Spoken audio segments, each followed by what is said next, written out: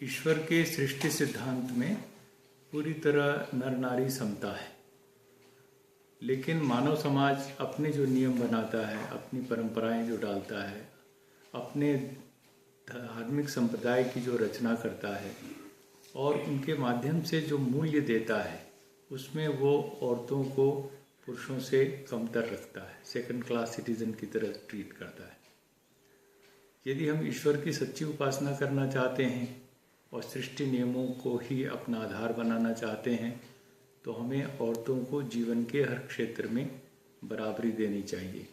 बराबरी देने का मतलब उस अर्थ में बराबरी नहीं, बल्कि पूरक, एक दूसरे के पूरक के रूप में, मित्र के रूप में, सहयोगी के रूप में, इस तरीके से हमें उनके साथ व्यवहार करना चाहिए।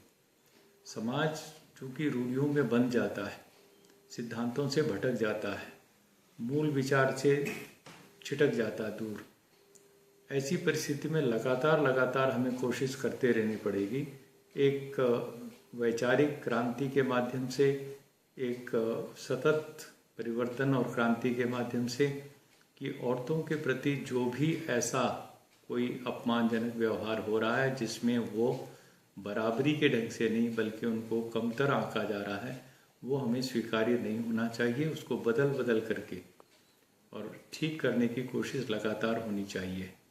आज हमारे समाज में, भारतीय समाज की बात मैं कहूँ तो यहाँ पर कन्या भ्रूण हत्या जैसा नारकीय पाप हो रहा है। एक बेटी को जन्म लेने से पहले ही मार डाला जा रहा है, माँ की कोख में मार डाला जा रहा है। इससे ज़्यादा जघन्य, इससे ज़्यादा बीभत्स कोई नारकीय अपराध नहीं हो सकता।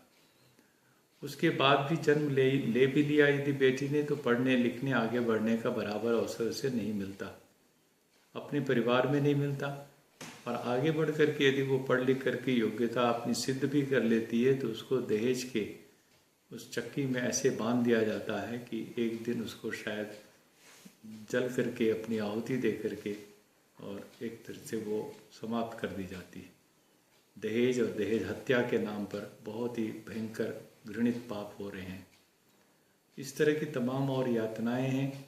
आज भी सीता को अपनी अग्नि परीक्षा देनी पड़ रही है राम के सामने प्रतिदिन के हिसाब से, कि कहाँ गई थी, क्यों लेट हुई, क्यों समय पे नहीं आई, किससे बात कर रही है, आदि आदि। इस तरह की कहने का मतलब है कि चारों तरफ एक बंदिश की दुनिया में, एक कुंठित परिवेश में उसे जीने के लिए मजबूर किया जा रहा है। ऐसी परिस्थिति में हम चाहेंगे कि आर्य समाज और के जितने भी सामाजिक धार्मिक संगठन हैं, सब मिलकर के और महिला के, नारी के मानव अधिकारों की रक्षा करने के लिए आगे आएं और मिलकर के, स्त्री और पुरुष दोनों मिलकर के एक नए समाज की रचना का संकल्प लें।